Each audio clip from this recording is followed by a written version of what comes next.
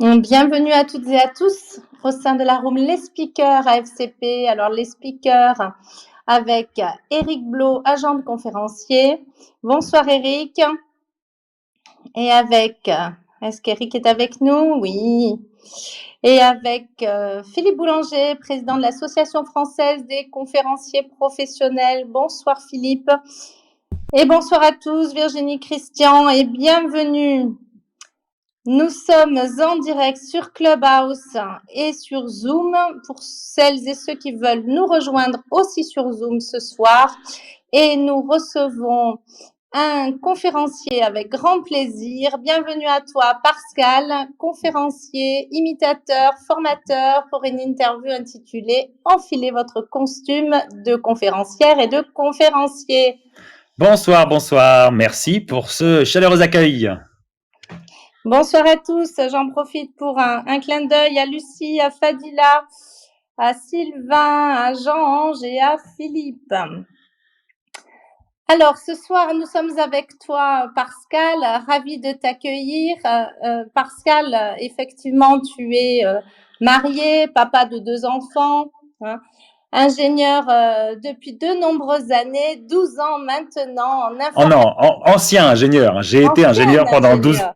ans, mais ça c'est fini, c'était avant ça. Oui, mais les compétences sont toujours là. Oui, J'ai appris que tu as travaillé pour Google à New York et puis pour General Electric. exactement. Et aujourd'hui, tu es conférencier et formateur expert de la prise de parole en public. Et surtout aussi, on peut le dire, en même temps, tu es imitateur. Alors, nous en parlerons après, hein. Tu aides aujourd'hui les personnes à avoir plus d'impact à l'oral sous la forme de conférences, de formations, d'ateliers et aussi de masterclass. Alors, en plus des Exactement. conférences, tu es un comédien, tu mets en œuvre des spectacles d'entreprise, des team building avec une création de valeur, une spécificité bien à toi que nous aimons tout particulièrement, l'improvisation théâtrale. Alors moi, je suis une grande fan, hein, on est à la FCP tous, voilà, à fond derrière toi. Et en fait, tu aimes à parler d'un spectacle, La vie rêvée des autres, qui est ton spectacle que tu as créé en 2018 et que tu as donc réalisé au Festival d'Avignon, un spectacle basé sur 6 personnages. Tu te transformes, hein, multicasquette, où tout commence dans le salon de coiffure de Robert Lucchini. Mais ça, tu nous en parleras tout à l'heure. Alors Tout à juste fait. pour ce clin d'œil à la vie rêvée des autres, c'est un spectacle sur le choix et sur les choix que nous faisons en tant que conférencières, conférenciers, toutes les personnes qui sont là, coachs, formateurs, pour la prise de parole en public. Et une question sur ces choix de conférenciers. Pourquoi cette jolie thématique, enfiler son costume en tant que conférencier, conférencière? Quelle est cette notion de choix? Moi, j'ai enfilé mon costume. Voilà, je suis Très rayonnante joli costume en jaune. jaune. Hein, mais j'aimerais que tu nous dises un peu plus, voilà, au sujet de ce costume. Ouais. Eh ben, quand on décide de devenir conférencière, quand on décide de devenir conférencier, en général, ça arrive sur un chemin, sur un parcours professionnel et sur un parcours de vie. Il y a des événements qui nous donnent envie de transmettre. Il y a aussi parfois, on quitte la grande entreprise pour aller vers un autre chemin. Et le chemin de la conférence, pour moi, c'est un choix très très fort. C'est-à-dire qu'à un moment donné, on se dit, OK, moi, je décide que je vais aller devant des gens. Des fois, ce sera 30 personnes, des fois, ce sera 100 personnes, des fois, ce sera 1000 personnes, des fois, ce sera 40 000 personnes si je remplis un stade. Et donc, je fais ce choix fort-là. Et à partir du moment où je décide de faire le choix d'être conférencière, d'être conférencier, bah, en théorie, normalement, on met vraiment tout en œuvre pour devenir une bonne conférencière, un bon conférencier, parce qu'on a des choses à transmettre et qu'on veut que ces choses aient de l'impact sur les gens devant qui nous sommes, si on est en présentiel ou s'ils sont de l'autre côté de l'écran, si on est en distanciel. Et donc, quand on met tout en œuvre pour réussir à transmettre ce que l'on souhaite transmettre, alors il est évidemment, c'est complètement logique, essentiel de travailler sa performance orale. Une conférencière, un conférencier, c'est d'abord quelqu'un qui vient parler devant des gens, qui vient parler avec des gens. Et c'est pour ça que j'aime beaucoup parler du costume de conférencière, de conférencier, du costume d'oratrice, d'orateur. Quand j'en parle en conférence, en général, j'illustre ça avec une photo de Barack Obama. Il est devant son miroir, il a mis un beau costume, il est en train de remettre sa cravate, et voilà, et il se regarde dans le miroir. Ce sont des choses qu'on fait toutes et tous finalement. Si on va à un mariage, si on va à un rendez-vous important, on se fait beau, on met un beau costume ou un beau tailleur, ou une belle robe. On met de moins en moins de cravates, mais ça peut quand même arriver dans des événements particuliers. Bref, on décide d'enfiler un costume parce qu'on veut montrer une image de soi aux gens et on veut avoir un minimum de contrôle sur l'image qu'on renvoie aux gens. Donc, on s'habille pour la circonstance dans la plupart des cas. Ou alors, pour les gens qui vont chez le coiffeur, par exemple, alors moi, je vais plus chez le coiffeur depuis 2004, voilà. Mais pour les gens qui ont l'habitude d'aller chez le coiffeur, pareil, on va chez la coiffeuse, on va chez le coiffeur, et puis on dit, bah, je voudrais que vous me fassiez telle ou telle coupe. Éventuellement, on montre une photo, on décrit un peu la coupe qu'on veut, parce que on décide de montrer au monde une version de soi, c'est celle qui aura la coiffure qu'on a choisie. Ou si on choisit des lunettes, voilà. Donc sur l'apparence, on enfile un costume au sens vraiment large du terme, la coiffure, les lunettes, porter la barbe, pas porter la barbe, porter des bijoux, se maquiller, enfin voilà, tout ça.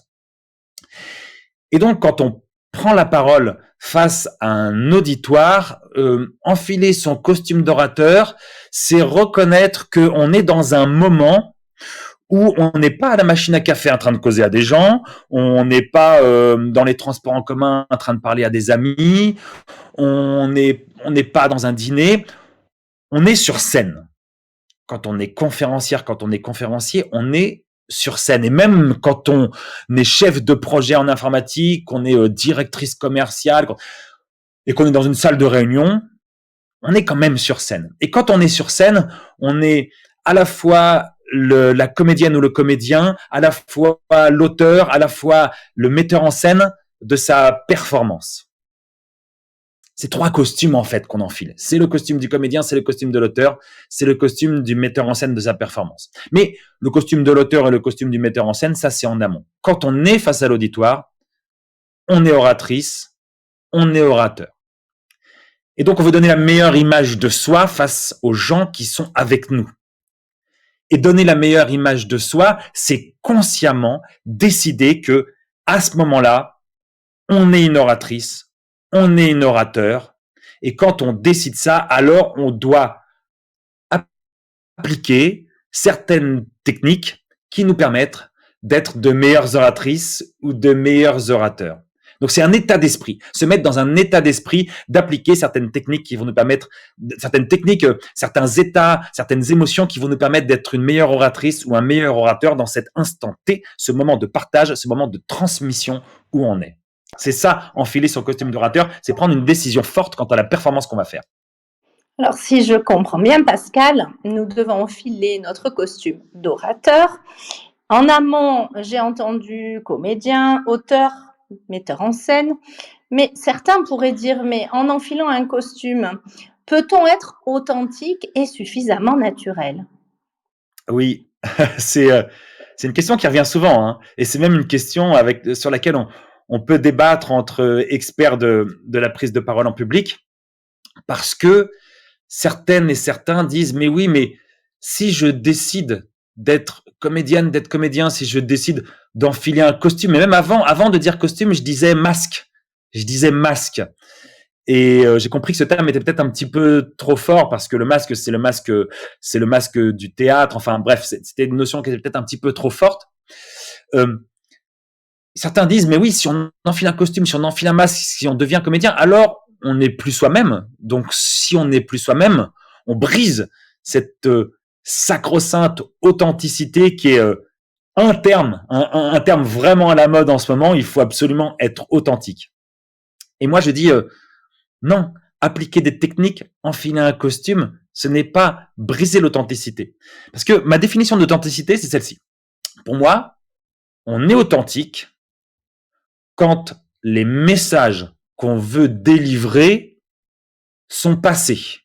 On a des messages, des valeurs peut-être même, on veut les transmettre. Si ça passe, si les gens finissent par comprendre ces messages, comprendre ces valeurs, voire adhèrent à ces messages, voire adhèrent à ces valeurs, alors c'est qu'on l'a fait de manière authentique.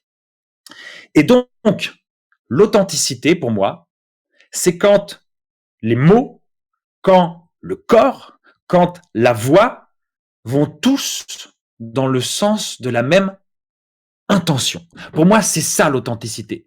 C'est quand on décide de mettre son corps, sa voix et ses mots en action pour transmettre un message fort. Et parce que si on décide de prendre la parole, si on décide de devenir conférencier, conférencière, et que on a tendance à parler sur un ton monotone et qu'on se dit, bah voilà, moi je veux rester authentique, et moi je pense que rester authentique, finalement, c'est parler sur scène comme je parle dans la vie, et donc c'est conserver mon ton monotone. Et ben on arrive et puis on dit, voilà, donc moi je vais vous parler d'un sujet qui me passionne, c'est la planche à voile, parce que pour moi la planche à voile transmet des valeurs qui sont essentielles pour l'entreprise. Donc la planche à voile, vous allez voir que si on transmet les choses comme ça, mais qu'on dit bah ouais, mais moi c'est comme ça que je parle dans la vie, alors du coup je suis authentique quand je fais ça. Mais oui, mais peut-être, mais au bout de 2 minutes les gens décrochent. Donc ton message il ne passe pas, donc tes valeurs elles ne passent pas, donc ton analogie entre la planche à voile et l'entreprise elle ne passe pas, et donc tu n'auras pas été authentique puisque tu n'auras pas fait en sorte que ton message passe. Alors que, on en parlera tout à l'heure, sûrement, si on applique quelques techniques issues du théâtre, issues de l'improvisation théâtrale, issues du stand-up, du one-man show, pour réussir à ne plus avoir une voix monotone, alors le message y passera. Et c'est là qu'on aura été authentique, parce qu'on aura eu une forme de contrôle sur sa communication orale, et on aura fait passer des messages parce qu'on aura décidé de faire en sorte que son corps, sa voix et ses mots aillent tous dans le même sens. C'est ce qu'on appelle la congruence. Ce sera le seul mot savant de cette soirée. C'est ce qu'on appelle la congruence. C'est quand tout va dans le même sens et finalement, nous, on est une sorte de pont que traversent nos messages et on est un pont congruent. Plus notre pont est congruent, plus les messages passent. Donc, pour moi, enfiler un costume, reconnaître qu'on est une comédienne ou un comédien quand on prend la parole, ce n'est pas trahir son authenticité, c'est faire un choix super fort. Et c'est assumer ce choix qui fait qu'on est authentique. J'ai deux petites citations d'artistes, parce que les artistes, finalement, quand on est conférencier, on est artiste. Et c'est une citation de la chanteuse Chris du groupe Christine and the Queens qui disait moi quand je vais sur scène c'est moi, mais c'est la version de moi que je choisis. Et comme c'est la version de moi que je choisis, alors c'est encore plus moi. Parce que c'est pas la version de moi que je subis, c'est la version de moi que je choisis. Donc c'est encore plus moi. Et une autre citation, c'est celle de Jean-Louis Aubert, le chanteur du groupe Téléphone. Ça, c'est pour les gens qui sont nés il y a plus longtemps, parce que sinon, pour les autres, le groupe s'appelle maintenant Les Insus. Mais je sais pas si les nouvelles générations écoutent Jean-Louis Aubert. Bref, Jean-Louis Aubert, lui, on lui demandait, mais Jean-Louis, finalement, c'est quoi le plus important comme rituel pour toi avant de monter sur scène? Et Jean-Louis Aubert, il dit, bah, le plus important pour moi comme rituel, c'est le maquillage. C'est le maquillage, parce que quand je me maquille, les artistes se maquillent parce qu'avec les lumières, on apparaît blafard, sinon les artistes se maquillent. Donc, quand je me maquille, je m'éloigne un petit peu de moi. Mais quand je m'éloigne un petit peu de moi, alors je me rapproche de mon auditoire. Ça revient un peu à la même phrase, à la même chose que la phrase de Chris, de Christine and the Queens. C'est un peu transformé, mais c'est la même idée. C'est j'ai le contrôle sur mon image, je choisis mon image. Parce que finalement, pour résumer un peu tout ça, ce qu'on appelle parfois authenticité, c'est peut-être du confort. Ouais, je vais rester comme je suis parce que c'est comme ça que je suis authentique. Ok, je suis un peu brusque, mais c'est comme ça que je suis authentique. Ok, je suis un peu brouillon, mais c'est comme ça que je suis authentique. Ok, je suis un peu timide, mais c'est comme ça que je suis authentique. Ok, je suis un peu rigide, mais c'est comme ça que je suis authentique. Bah oui, mais si tu restes authentique comme ça, tes messages ils passent pas. C'est parce que tu restes dans ton confort. Par contre, si tu décides d'aller chercher les qualités des autres, si tu décides d'être synthétique, si tu décides d'être passionné, si tu décides d'être connecté, si tu décides d'être rigoureux, alors là, tu seras vraiment authentique parce que ton message passera et que tu auras fait un effort pour sortir de ta fameuse zone de confort. Faut pas confondre le confort et l'authenticité. Quand on confond le confort et l'authenticité, parfois, on risque de stagner. Et quand on est conférencier, il faut absolument qu'on progresse. C'est ça qui est important. Donc, nous avons bien compris, Pascal, la différence entre confort et authenticité, bien saisi aussi ton image sur le costume du conférencier, de la conférencière.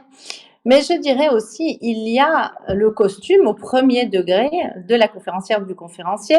Je pense tout particulièrement au costume noir de Philippe Boulanger, le président de la Absolument. FCP, ou au magnifique gilet de notre ami Stéphane Moriou. Qu'en penses-tu? Est-ce que chaque conférencier doit obligatoirement avoir un costume de scène? Écoute, c'est un sujet sur lequel moi il faut que je progresse parce que finalement je suis jamais habillé pareil quand je suis sur scène. Des fois j'ai un costume, des fois j'ai juste une veste et un jean. Ça dépend vraiment des fois. Mais pour autant, je trouve que tu as raison. Oui, Philippe Boulanger, Philippe, voilà, on te reconnaît parce que tu es toujours habillé pareil. Steve Jobs avait toujours son pull col roulé avec son jeans. Il y a des conférenciers qui apparaissent toujours avec un nœud papillon. Bref, il y en a qui, Guy Burkhardt, je crois qu'il a toujours un nœud papillon quand il vient sur scène. Donc il y a je ne sais pas si c'est obligatoire, je dirais pas que c'est forcément obligatoire, mais pour certaines et certains, c'est intéressant de se dire, bah voilà, ok, on reconnaît cette personne a sa signature, enfin, ça fait partie de sa signature. Je pense pas que ce soit obligatoire, mais c'est sûrement intéressant en tout cas d'aller explorer ça, si ça nous correspond, d'être toujours habillé pareil ou d'avoir un petit plus. Toujours le nœud papillon, toujours, je sais pas, la petite pochette, ou toujours le costume noir, ou toujours un chapeau, ou un look particulier. Je pense que c'est quelque chose, en tout cas, sur lequel il faut réfléchir. Est-ce que ça fait partie de ma signature d'avoir un vêtement toujours pareil?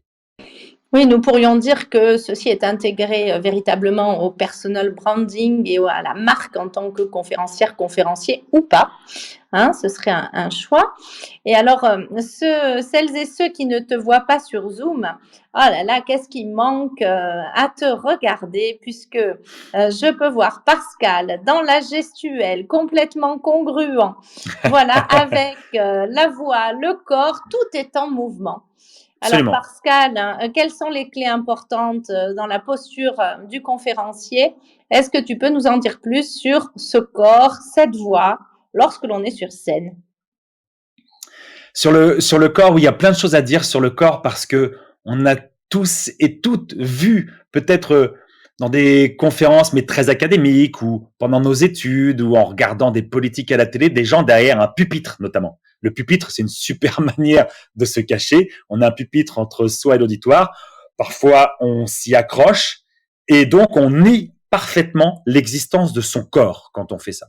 Or, le corps, c'est quelque chose d'extraordinaire pour s'exprimer. Il y a une psychologue américaine qui s'appelle Vanessa Van Edwards qui a étudié des tas et des tas de conférences TED et TEDx et qui a identifié une véritable corrélation entre le nombre de gestes que fait l'oratrice ou l'orateur et le nombre de vues de la vidéo sur YouTube ou sur la plateforme TED. Alors bien sûr, faut se méfier, corrélation ne veut pas forcément dire causalité, mais c'est intéressant de se dire que les bonnes oratrices, les bons orateurs, c'est peut-être à la fois ceux qui ont le plus de vues, ça semble logique, et à la fois celles et ceux qui font le plus de gestes, parce que le geste est vraiment le prolongement de la parole. Donc il y a plusieurs choses sur lesquelles il faut faire attention avec son corps.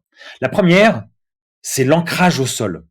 L'ancrage au sol, c'est cette idée selon laquelle il est important d'avoir les deux pieds bien ancrés dans le sol, bien plantés dans le sol, qui touchent le sol, et de se dire qu'on est un peu comme un arbre.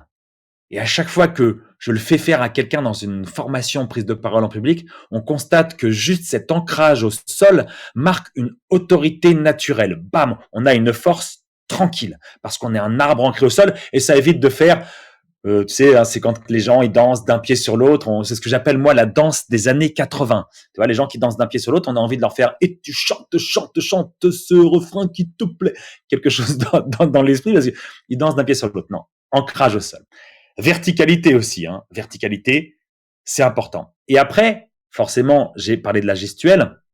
Il y a plusieurs types de gestes dans la prise de parole, mais les gestes qu'il faut éviter, ce sont évidemment les gestes parasites. Gestes parasites, on les connaît tous. C'est la personne qui va manipuler un stylo pendant qu'elle parle, donc ça va faire un bruit horrible. Là, je viens de péter un stylo en essayant de vous montrer le coup du stylo qui se manipule, mais ça fait clic, clic, clic, clic, clic, clic, clic.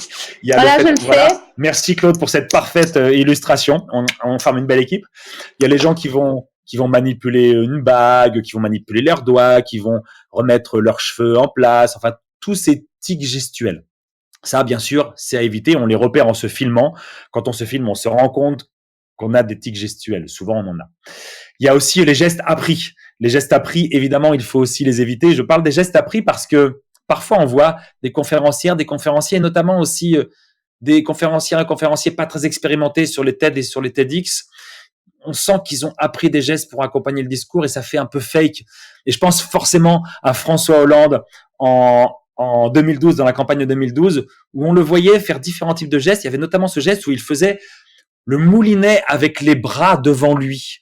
Il faisait tout le temps ce geste. Sûrement qu'un conseiller en communication lui avait dit hey Coco, fais ce geste, c'est un geste qui veut dire le rassemblement. Donc il faisait souvent ce geste. Il avait le geste aussi avec les petits poings qui serraient là devant lui, comme ça, hop, en les remontant un petit peu. Il avait aussi un autre geste comme ça où il mettait les deux mains en avant et du coup ça faisait des trucs absolument absurdes. Alors vous regarderez sur le replay sur le compte YouTube de la FCP, mais ça donnait quelque chose dans le genre je veux que ce quinquennat soit le quinquennat de la justice. Et là, j'ai fait 3 gestes qui n'ont absolument rien à voir avec le discours. Donc, évidemment, évitez les gestes appris. Si vous avez des personnes qui vous disent OK, à ce moment-là, il faut absolument que tu fasses tel ou tel geste. Non, ça fonctionne pas. Ce qui fonctionne, c'est de faire ce qu'on appelle les gestes métaphoriques. Ce sont des gestes qui illustrent tout ce qu'on dit. Par exemple, on va montrer avec ses mains quelque chose de grand pour dire dans sa globalité. On va mettre ses mains d'un côté puis ses mains de l'autre pour dire d'une part et d'autre part. Ce sont des gestes qui viennent naturellement quand on se dit tiens,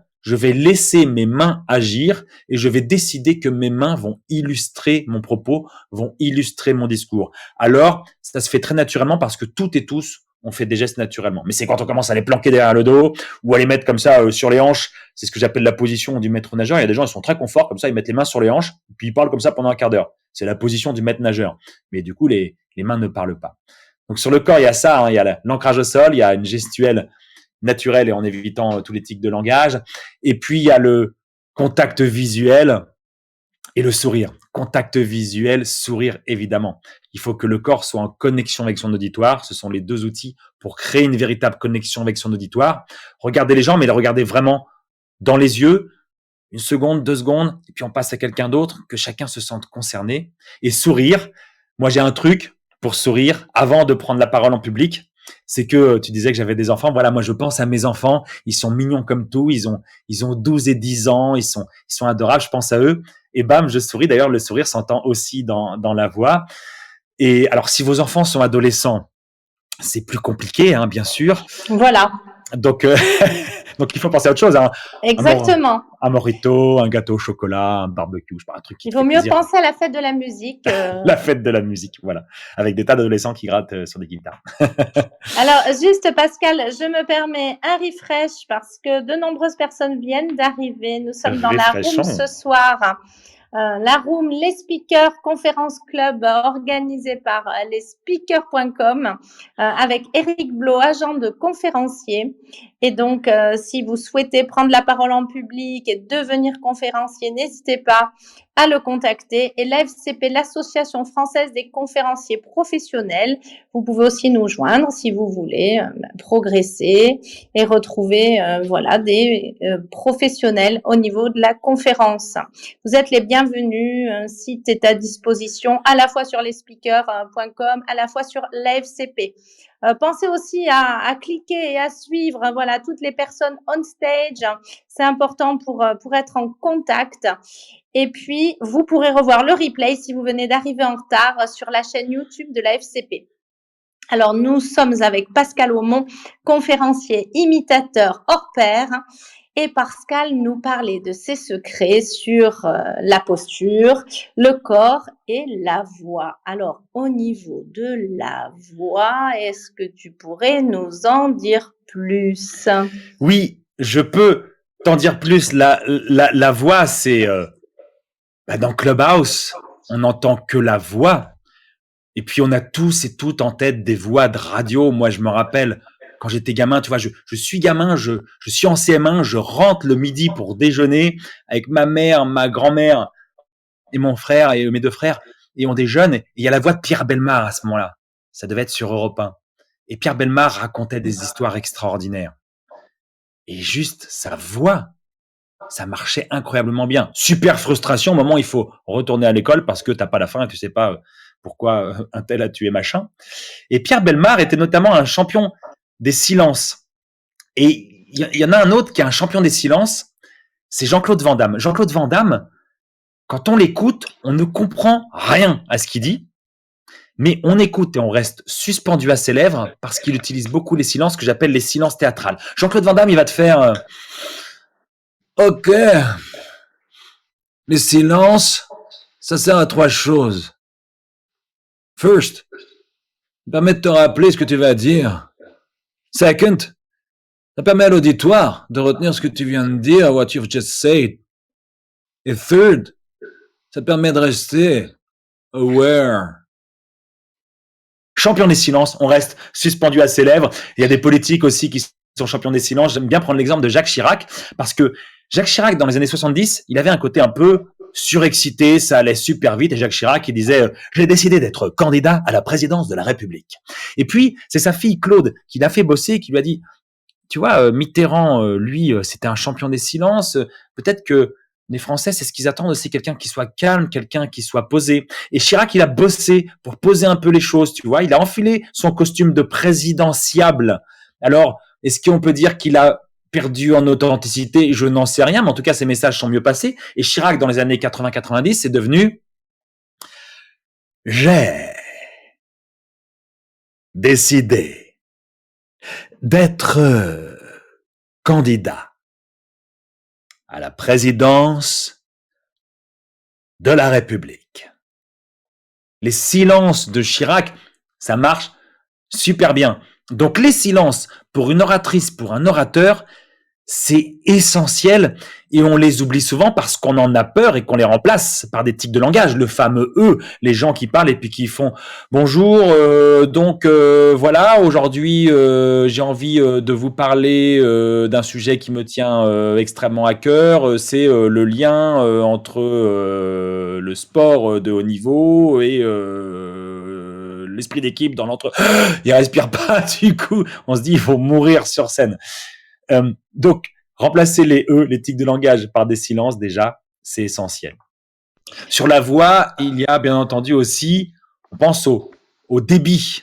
Évidemment, parler suffisamment lentement. Je dis ça parce que on trouve jamais d'oratrice ou d'orateur qui parle trop lentement, ou alors c'est très rare. Par contre, on en trouve beaucoup qui parlent trop vite, hein, pour se débarrasser un petit peu, parce que on a un petit peu peur, on est sur scène, on a le cœur qui bat plus vite, alors on se débarrasse un peu de son discours, alors on parle trop vite et puis il se déplace pas, puis en plus surtout, on a tellement de choses à dire, on a tellement d'informations à donner à son auditoire. Un conférencier qui débute aura souvent trop de choses à donner à son auditoire, il voudra absolument tout dire, alors du coup comme il veut tout dire et qu'il n'a que 20 minutes ou 30 minutes ou 45 minutes ou 1 heure, et ben qu'il a envie de placer tellement de choses, alors il les dit, mais alors forcément on est saoulé complètement de paroles, ou alors c'est un effet scénique de parler vite. Michael Aguilar, par exemple, sur ses débuts de conférence, bram, ça va super vite, mais c'est un effet scénique, évidemment. Michael, il maîtrise parfaitement sa communication, il maîtrise parfaitement l'art oratoire, et il va créer ce qu'on appelle des ruptures.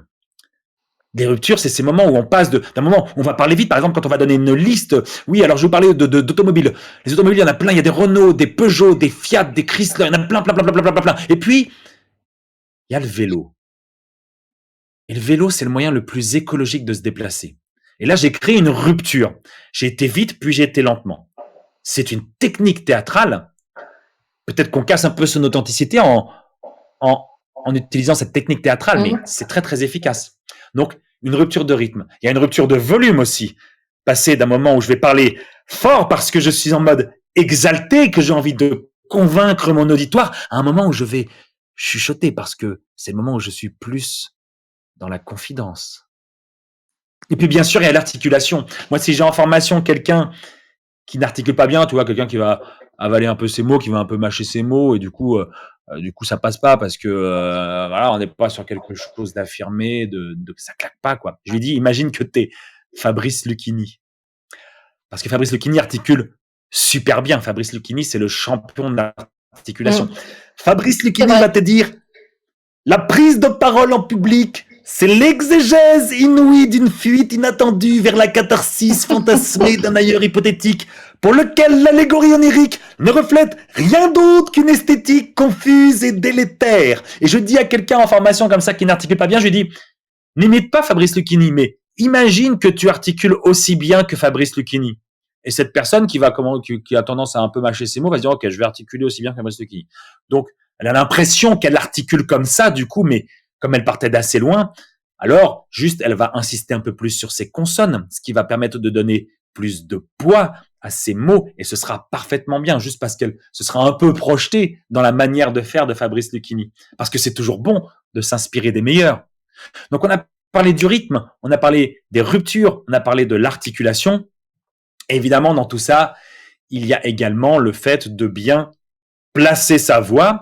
Donc là, il y a plein de techniques, mais l'idée, c'est de réussir à parler loin, à être entendu, à avoir une voix affirmée, à renvoyer l'image de quelqu'un qui a confiance en soi, sans qu'on ait l'impression qu'on est en train de faire un effort particulier, sans qu'on ait l'impression qu'on est en train de crier. C'est les gens qui parlent en gorge et qui, du coup, pour parler fort, ils sont obligés de parler comme ça.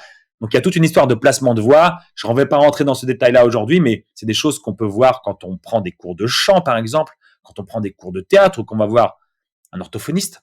C'est la respiration basse, c'est le bon placement de la voix et c'est utiliser de manière efficace les résonateurs de sa voix. Et là, il y a des gens qui sont très qualifiés pour ça. Josette Khalifa, par exemple, c'est sa spécialité. Voilà, ce sont des gens comme ça qui vont pouvoir en parler plus en détail. On touche à ça, bien sûr, dans les formations prises de parole en public. Et des fois, on déclenche des trucs. Hein. Des gens qui avaient une voix un peu rentrée ou un peu comme ça, un peu à la Bouranger, tu vois, une voix un peu rocailleuse, un peu cassée. Bah, peut-être que le Bouranger, en fait, toute sa vie, en plus de peut-être boire un petit peu trop d'alcool, peut-être qu'il a mal placé sa voix toute sa vie. Et du coup, aujourd'hui, c'est comme ça. Et il suffit de travailler un peu sur les résonateurs pour passer de on entend la différence. J'ai juste mieux placé ma voix. Donc sur la voix, il y a ça. Il y a bien la placer, il y a trouver son rythme, il y a éviter les tics de langage, il y a créer des ruptures, il y a éviter la monotonie en créant des variations. On le sait, le français est une langue plate. Il n'y a pas d'accent tonique dans le français. Comme il y en a en anglais, par exemple, en anglais, on dit good morning et on dit pas good morning, on dit good morning parce qu'il y a l'accent tonique qui est important. On dit orange, on dit pas orange, sinon on te comprend pas. On dit message, on dit pas message, sinon on te comprend pas. Il y a des accents toniques en anglais, il y en a en allemand, guten Morgen, buenos dias, buongiorno, bon dia. Dans toutes les langues, il y a des accents toniques. Dans beaucoup de langues, il y a des accents toniques. En français, non. Et c'est pour ça que les Français, notamment quand ils parlent en anglais, sont extrêmement plats, extrêmement monocordes, extrêmement monotones. Donc, il faut travailler là-dessus, sur les variations aussi.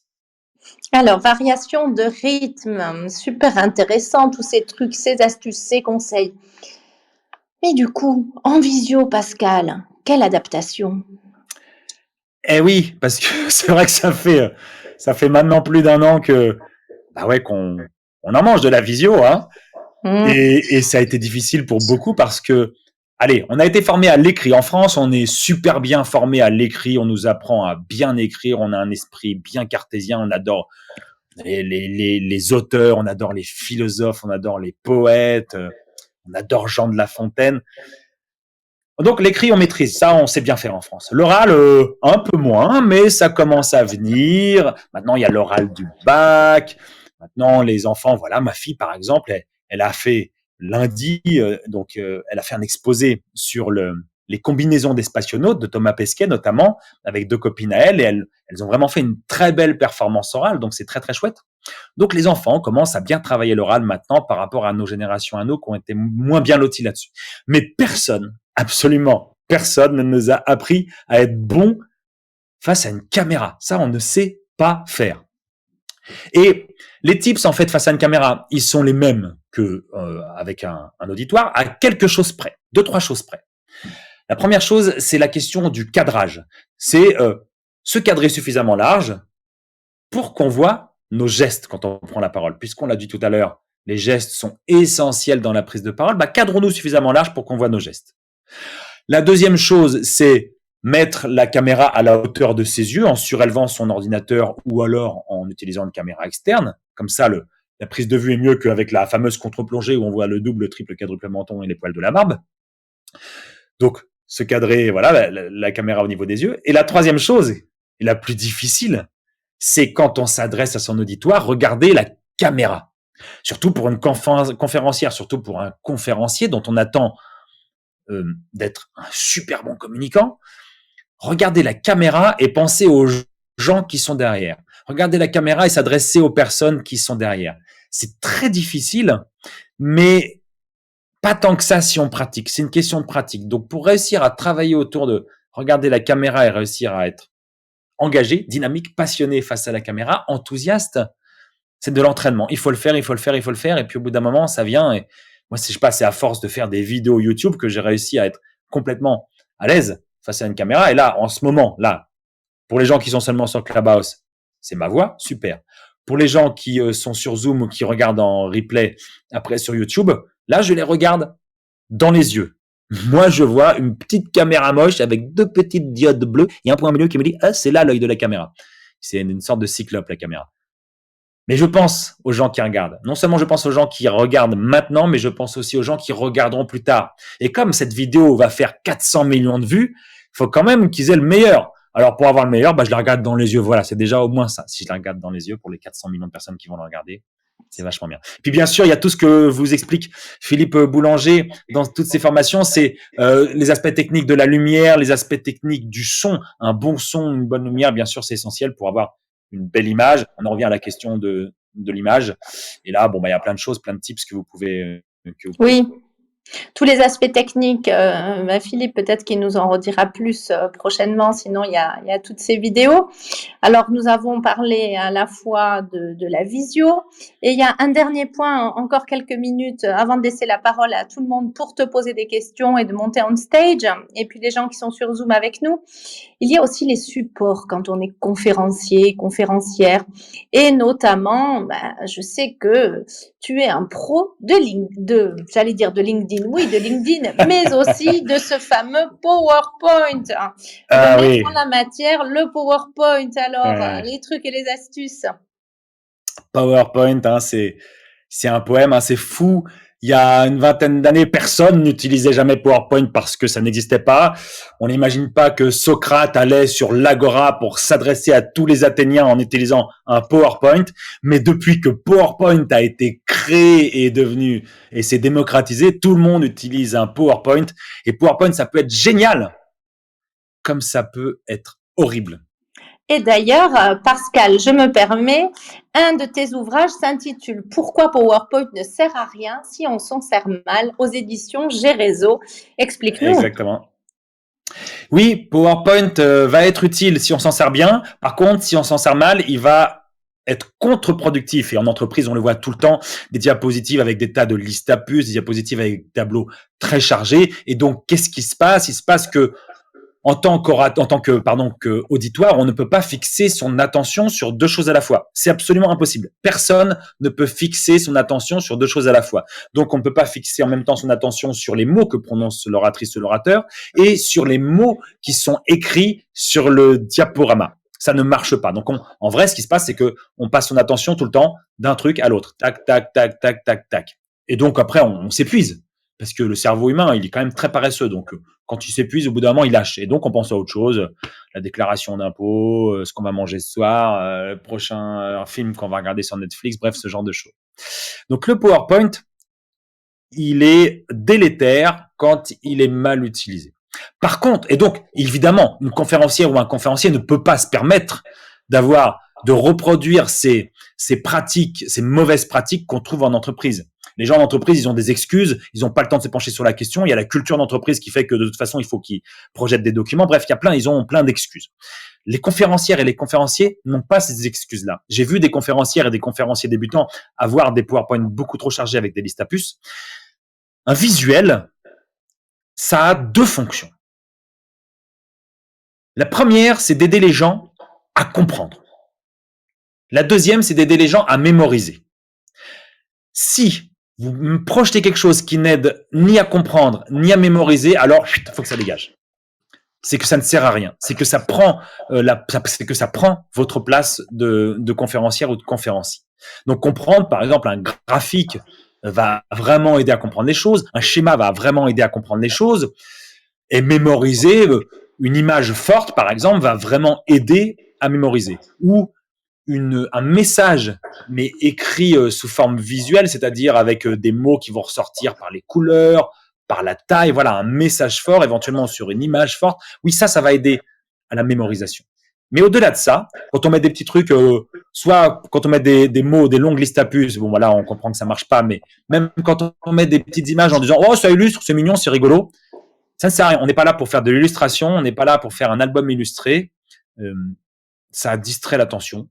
Donc, si ça sert à comprendre et ou à mémoriser, alors oui, alors c'est bien. Si ça ne sert ni à l'un ni à l'autre, alors il faut dégager. Et souvent, et même moi encore, hein, la dernière fois, j'ai fait une conférence pour un CJD, un club de jeunes dirigeants, et j'avais prévu de projeter certaines images qui auraient vraiment aidé à mieux comprendre ou à mieux mémoriser.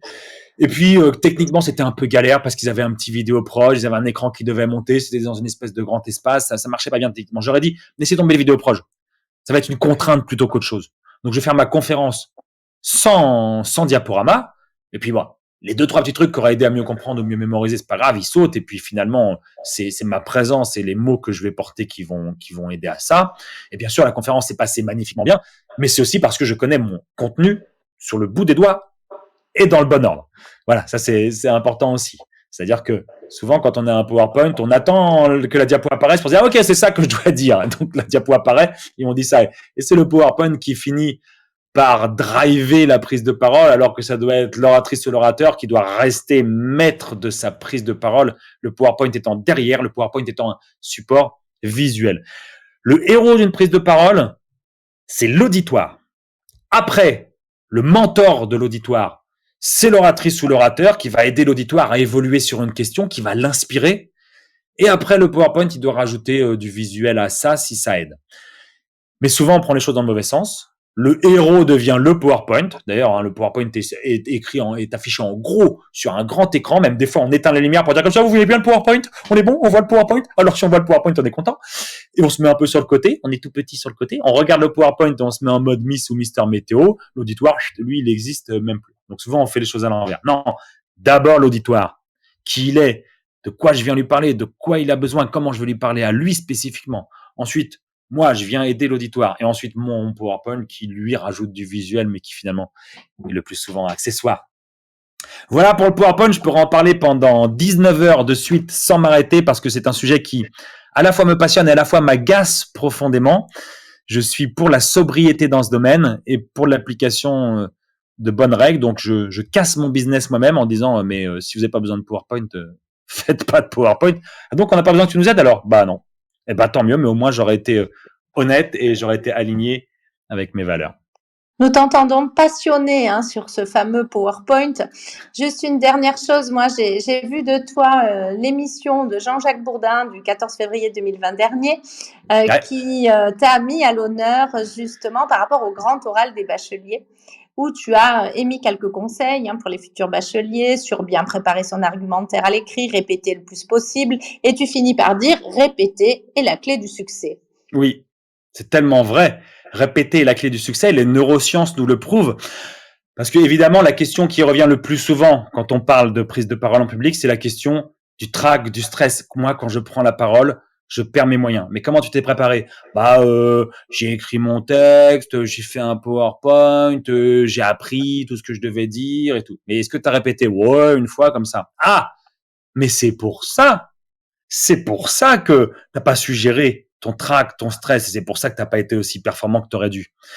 Il faut vraiment répéter, répéter, répéter, répéter et répéter dans les conditions les plus proches possibles des conditions réelles. Donc, pour une bachelière ou une future bachelière ou un futur bachelier, il y aura un jury composé de 3 professeurs, je crois.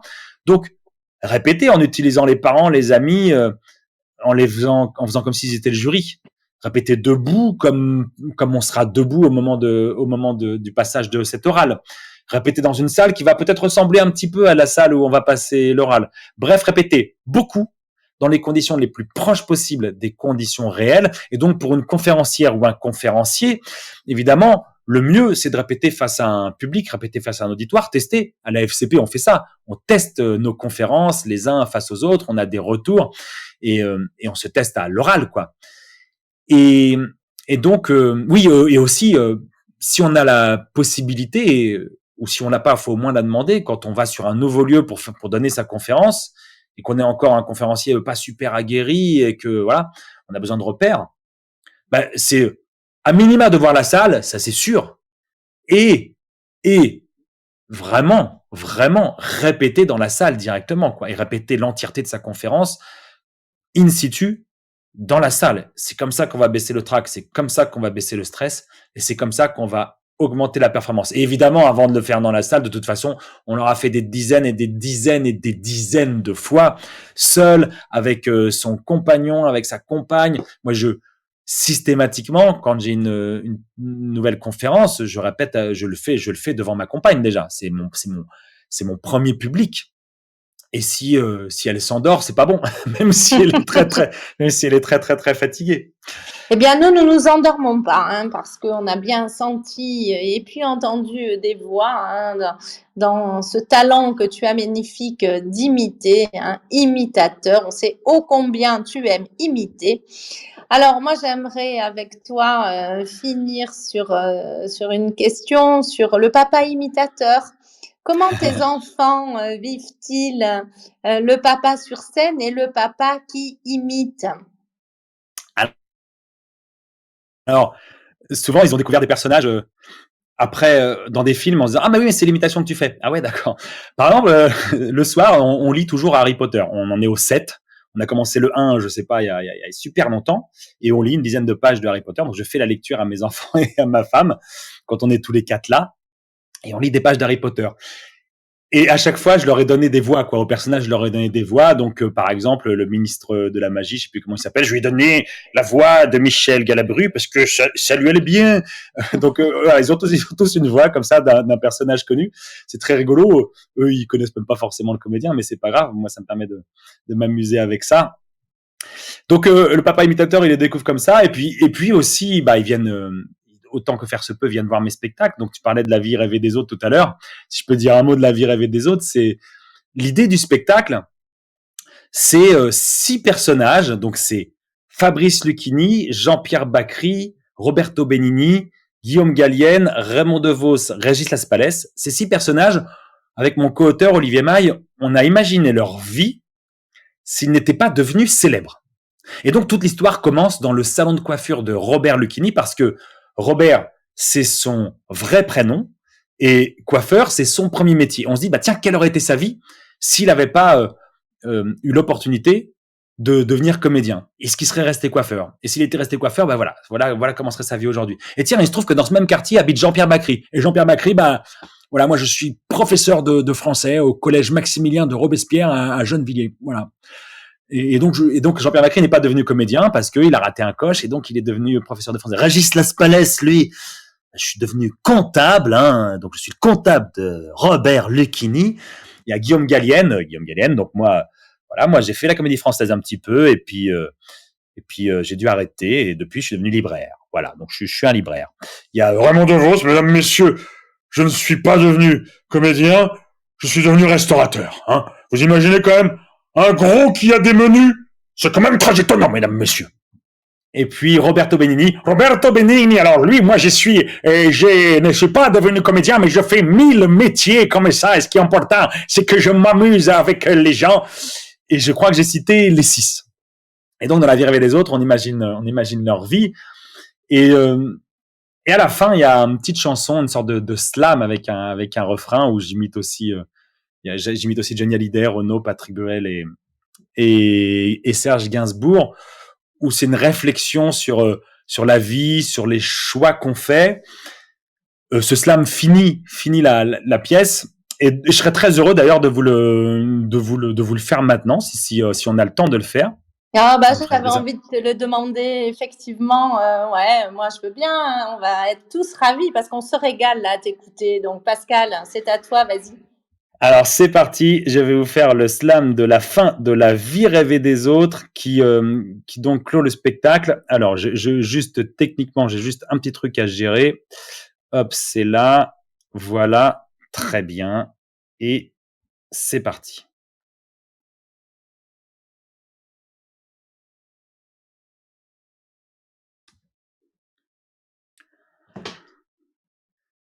La vie, c'est pas que le coiffeur, tu veux briller, prendre la lumière, la vie, c'est peut-être un petit chemin tout près d'une rivière. Tu t'épanouiras si tu vas d'un pas léger, tes pieds sentiront bon, ton esprit va voyager. La vie, c'est comme tes cheveux quand tu les remets entre les mains de ceux qui font de toi un acteur de ton destin. D'abord, le balai du coiffeur disperse les cheveux qui traînent, et puis le balai des clients envahit la scène. Au fond de leur lit, enfants, ils rêvaient. Écoute aujourd'hui ce qu'ils murmuraient. Quand tu vas à l'école, on te dit la vie, faut que ça file droit. Tes parents en font des tonnes, ils ont peur que tu crèves de froid. Va sur la route goudronnée, va pas dans le terrain vague. Mais moi, je suis fou, j'y suis allé. En plus, j'ai pas d'airbag. La nuit, tu te tournes, tu te poses 1000 questions. Les petits tracas de tes élèves, on touche une solution. Enfin, bonhomme, c'est la vie, on fait toujours ce qu'on veut. À moi, on me l'a jamais dit, je le répète maintenant que je suis vieux. Au fond de ton lit, enfant, tu rêvais. Écoute aujourd'hui ce que tu murmurais. La vie, c'est un cheveu mouillé, une conversation formidable. Le silence brisé par la page tournée d'un journal. Les sourires sans fanfare et souvent le temps qui s'arrête. J'aime l'amitié sans tambour, les confidences sans trompette. Les 1 million de toi qu'on fait d'autres choix. Tu les connais pas, mais vivent leur vie comme toi. Qu'ils soient riches et célèbres, ou pauvres et inconnus. Qui s'appellent Fabrice, Robert, Jean-Pierre, ou bien Lulu. Au fond de mon lit, enfant, je rêvais. Écoute aujourd'hui ce que je murmurais. Que ta vie soit galère, célibataire, avec un chien, ou que tu voyages en première avec champagne et une belle blonde. L'essentiel, c'est que le soir, tu retrouves les copains dans le bistrot du pote Renaud à refaire le monde. La vie, c'est comme chez le coiffeur, t'aimes pas trop quand on te tend le miroir, t'as beau faire ce que tu veux, t'as une tronche de vieux cafard. T'as l'air de pas grand-chose, t'es laid, abominable, et là tu changes tes lettres, et bim, tu fais un Scrabble. Au fond de ton lit, on sait bien ce que tu faisais. Le jour et la nuit, tu te transportais. Et si quelqu'un t'a piqué ta vie et que tu le maudis et que tu veux le transformer en tortellini, n'oublie pas qu'au fond de toi sommeille le vrai problème. Est-ce que tu te kiffes? Au fond, est-ce que tu t'aimes? Moi, je marchais à mon rythme, une muse m'a tapé sur l'épaule. Je me suis retourné, je lui ai foutu une torgnole. S'est mise à chialer, là une porte s'est refermée. Mais je m'en fous, l'entrée des artistes est toujours entrebâillée. Au fond de nos lits, enfants, nous rêvions. Écoute aujourd'hui ce que nous murmurions. Tu te dis j'aurais pu faire ci ou ça ou bien encore faire autre chose, tu te dis. Et si, est-ce que la vie serait plus rose? Tu regardes dans le magazine, t'es morose, tu t'inclines. Réveille-toi. Au final, c'est rien que du papier. Ta vie, c'est toi qui l'imagines. Bravo, un grand bravo, merci pour ce cadeau que tu nous fais ce soir, Pascal. C'était Avec grand Pascal plaisir. Aumont, conférencier, imitateur hors pair. Un grand bravo. Félicitations, on peut tous l'applaudir avec le micro de Clubhouse. Hein. Bravo, bravo, bravo, bravo, bravo. Virginie qui nous a rejoint dit que du bonheur, effectivement. Nous sommes ravis. Et c'est une magnifique parenthèse pour maintenant demander à toutes les personnes qui veulent monter on stage pour te poser des questions ou venir témoigner de ce que vous avez vécu ce soir. Avec plaisir. Et alors, un autre extraordinaire fan est là ce soir qui monte on stage pour te parler. Bonsoir Loïc Simon, c'est à toi. Alors, Pascal et Claude, votre duo aujourd'hui, pour moi, était fantastique. Je suis vraiment sous le charme absolu. Je t'ai écouté plusieurs fois, Pascal, mais j'ai pas pu arrêter de me concentrer sur ce que tu racontais. Et Claude, merci bravo. Loïc, merci. Ah, mais vraiment. Et Claude, bravo pour les questions claires, concises et précises d'ailleurs. Et on a tout vu en fait. Alors moi, j'avais quand même une petite Merci remarque, Loïc. une question, pour revenir sur enfiler votre costume de conférencier, qui était la base, et ce qui m'a fait venir, c'est que ça m'a rappelé la lecture d'un des livres qui m'a beaucoup marqué ces derniers temps, qui s'appelle The Alter Ego Effect. Je sais pas si on en avait parlé, Pascal, mais si tu l'as lu ou peut-être pas lu, est-ce que tu l'as lu? Qu'est-ce que tu en penses? Alors, je ne l'ai pas lu et en écoutant un replay d'un social selling, moi, souvent j'écoute les replays des social selling en pliant mon linge. C'est une activité que je fais. Et en écoutant un replay d'un social selling, je ne sais plus lequel, je t'ai entendu en parler et je me suis dit, mais je ne connais pas ce livre et c'est exactement ce que je dis. Enfin, ça ressemble à ce que je dis. C'est Donc, ça. je l'ai commandé et il va arriver et je vais le lire avec grand plaisir. Donc, merci pour ce conseil que tu m'as donné sans le savoir. Je vais le lire, je vais le regarder. Ça apportera de l'eau à mon moulin. Enfin, ils disent ce que toi tu dis en fait. Et vraiment. Alors, il va un petit peu plus loin parce que il parle également de ce que tu as exprimé tout à l'heure avec le track. Hein, tu t'en parles du track. Et le fait justement de se mettre dans un costume, de faire jouer une meilleure version de soi-même en fait que l'on se crée et à laquelle on attribue un certain nombre de trucs et de gimmicks, d'astuces, etc. Ça fait qu'en même temps, ça élimine le track et ça te met exactement dans le costume tel que tu l'as exprimé. Donc encore une fois, bravo. Je veux pas monopoliser la parole, mais bravo pour ce que tu as raconté. Merci, merci, merci. Merci Loïc, merci beaucoup. Merci à toi Loïc. Scott, est-ce que tu veux partager, témoigner? Oui, je voulais juste remercier Pascal justement parce que c'est sans vouloir vexer d'autres intervenants qui ont passé par ces rooms, c'est vraiment une des plus intéressantes que j'ai écoutées et des plus passionnantes. Donc ça Merci. c'était déjà c'est super. Et deuxièmement, bah, dans le milieu du stand-up, surtout quand tu parlais des gestes et nous on appelle ça des amplificateurs de comportement.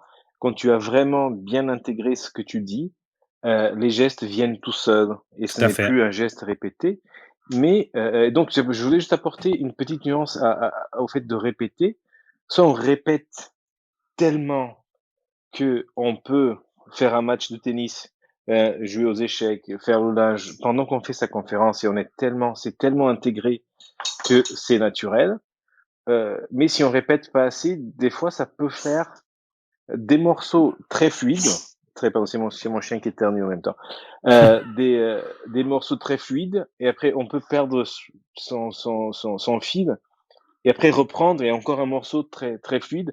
Donc des fois c'est un peu bizarre. Il y a un certain comportement qui est bizarre et dernière petite chose, c'est répéter oui, mais avant de se lancer dans la répétition, bien s'assurer que son texte est accessible, compréhensible, et que on n'est pas dans sa tête parce que nous, on comprend ce qu'on veut dire, mais les autres, donc s'assurer de ça avant de codifier le truc tellement profondément qu'on puisse plus s'en séparer. Alors, des remarques super intéressantes. En fait, ce que je voulais dire sur les gestes, c'était vraiment le côté, non pas, pas la répétition, mais la reproduction de gestes qui nous ont été presque imposés ou qui nous ont été conseillés. Je trouve que c'était vraiment flagrant sur François Hollande. C'est vraiment de se dire, ok, à ce moment-là, il faut que tu fasses tel geste parce que c'est celui-là qui va bien correspondre. Et souvent, ça fait fake si c'est pas un geste dont on ressent qu'il nous appartient. Parce qu'après, je te rejoins évidemment sur le fait que il faut, dans l'idéal, il faut avoir tellement intégré ce qu'on a dit que effectivement on est presque capable de faire autre chose en même temps qui demande de l'attention. Et c'est parce que on aura tellement intégré ce qu'on dit et comment on le dit avec le corps, avec la voix, avec les mots, que on aura une liberté incroyable. On aura une liberté incroyable, on aura la liberté de créer une interaction au moment, de saisir exactement ce qui se passe dans la salle pour créer la bonne interaction au bon moment et retomber sur ce qu'on fait. Et effectivement, les artistes de stand-up, c'est ce qu'ils font de manière absolument géniale. Je suis complètement admiratif des artistes de stand-up qui sont capables de rebondir sur tout ce qui se passe et bam, de revenir dans leur sujet. Oui, tout à fait. Je pense qu'on est d'accord. Hein. Super, merci infiniment. Et Pam, tu as dit Pascal. Et nous avons Jean-Ange monté sur scène. Jean-Ange Lalican, conférencier. Oui, bonjour. Ben moi, je suis en plein apprentissage, donc je dirais la bonne modestie, mais sincère, de dire que j'apprends beaucoup. Alors, j'ai appris de Philippe parce qu'il disait qu'il fallait se dire à un moment qu'il fallait s'identifier d'une manière un petit peu particulière. Et je pense avoir trouvé une signature. Et bien, bing aussi, j'ai choisi le costume. Je vais prendre la veste de cuisinier. Eh bien, si vous saviez ce que ça me donne comme pouvoir, c'est que derrière ce costume, je suis en train de m'habiter. C'est-à-dire que je suis en train de me donner un personnage, mais avec une authenticité comme tu disais, Pascal. Et ça me fait réellement plaisir. Je kiffe un max. Et demain, je pars vers Lyon pour faire une conférence, en fait, jeudi, au salon Préventica. Et j'avoue que je vais me faire un premier plaisir, c'est d'enfiler cette veste et de faire ma conférence sur les bases de la cuisine pour une conférence de management. Et je trouve que franchement, c'est kiffant. Super témoignage. Merci pour ce témoignage. Mm. En véritable cuisinier gastronome. Alors, Et pour rebondir, pardon Claude, mais pour rebondir là-dessus, on l'a tous et toutes vécu quand on était gamine et gamin et qu'on se déguisait. On se déguisait en cow-boy, on était un cow-boy, on se déguisait en sorcière, on était une sorcière. Voilà. Et en fait, on n'a pas perdu ça. On n'ose plus trop le faire quand on est adulte, mais on n'a pas perdu ça et on ose le faire à Halloween, par exemple. On se sent le personnage dans lequel on se déguise. Donc, on met le tablier du cuisinier, on se sent cuisinier. Et les comédiens et les comédiennes le vivent tout le temps. Enfiler le costume de son personnage, c'est un moment fort pour une comédienne ou un comédien. Donc, très chouette témoignage, Jean-Ange. Merci.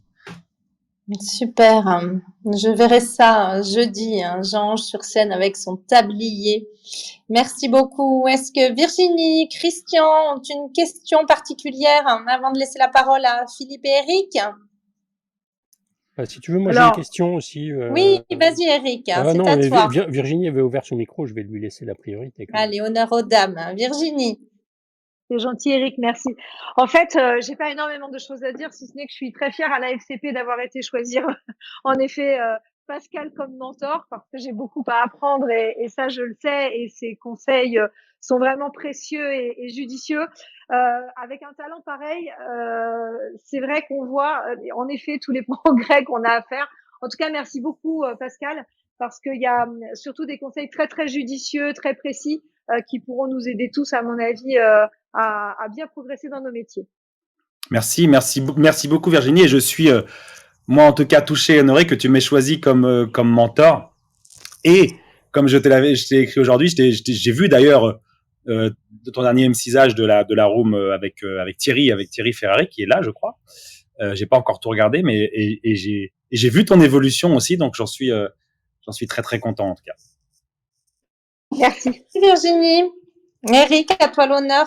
Salut Pascal et salut merci Eric. beaucoup pour tout ton apport là, c'était vraiment intéressant et très riche.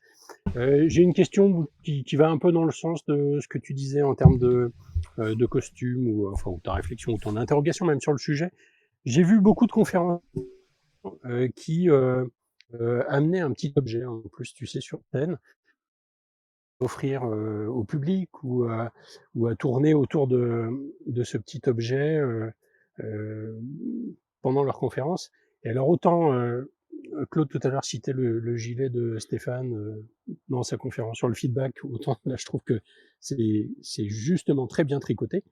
Autant il y a des fois où ça m'a un peu étonné. Tu sais, le dé de backgammon, enfin le jeton de casino, le petit canard, machin. Enfin, il y a des fois où j'ai trouvé que c'était un peu, je sais pas, peut-être un effet de mode, ou alors on se cherchait peut-être. Qu'est-ce que tu penses de ça, toi?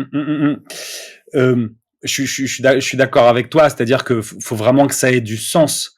Si on le fait en se disant tiens un tel le fait, alors faut que je le fasse aussi, ou si on le fait en se disant on m'a dit de le faire, alors je le fais, alors qu'est-ce que je vais pouvoir trouver, ça marche pas. Par contre, si on regarde sa conférence, alors on le sait, dans une conférence, ce qui est important aussi, c'est qu'il y a un moment waouh, le moment qui va vraiment faire que ok, ça va devenir mémorable.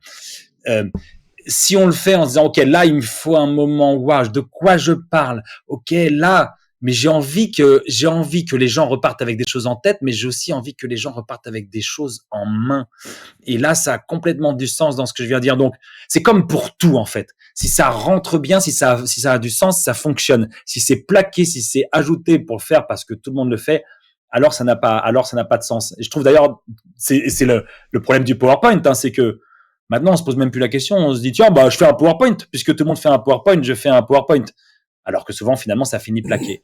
Donc oui, si ça a du sens. Non, si c'est plaqué. C'est une réponse qui, pour le coup, tombe sous le sens. Merci Pascal. Est-ce que Philippe Boulanger a une question avec sens? Oh non, mais moi, mes questions n'ont jamais de sens, Claude, tu le sais bien. Nous ne t'entendons pas, Philippe. On le voit gigoter des lèvres, hein, par contre. Hein. Oui. Ah, tu me vois gigoter. Alors, attends. Qu'est-ce que j'ai pu faire qui fait Il que est ça ne fonctionne pas? motivé. Il parle, hein. Ouais. Ah, Il a des le trucs. sourire, il a une Oui, motivation. non, c'est ça. J'avais oublié de démuter mon micro sur le Clubhouse. Donc, oui, tu sais bien que mes questions n'ont jamais aucun sens. Hein, c'est ce qui fait mon charme. Donc, oui, bah écoute, tout ce que dit Pascal, c'est juste incroyablement juste. Donc, je ne peux qu'abonder dans son sens. Et il fait partie effectivement des personnes qui à la FCP font la différence. Et je pense qu'en fait le côté authentique, c'est ce qui va faire que justement les conférenciers ne se ressemblent pas. C'est le fait que on va avoir des personnes qui vont traiter du même sujet avec leur propre style. Et c'est à ça aujourd'hui qu'il faut faire attention, parce que si on arrive à traiter un sujet de manière extrêmement différente, de manière différenciante, de manière remarquable, c'est ce qui va faire qu'on va être perçu par le public comme étant intéressant. Donc il faut éviter la banalité, et je pense que Pascal aujourd'hui nous a fait une excellente démonstration de comment éviter la banalité. Merci. Et j'ajouterais à ce que tu viens de dire, Philippe, en fait, j'ai déjà vu des gens qui vont dans des écoles de conférenciers, par exemple, ou qui cherchent quelqu'un qui vient les aider sur la conférence, qui disent voilà, moi je veux devenir conférencier, mais je sais pas encore de quoi je vais parler.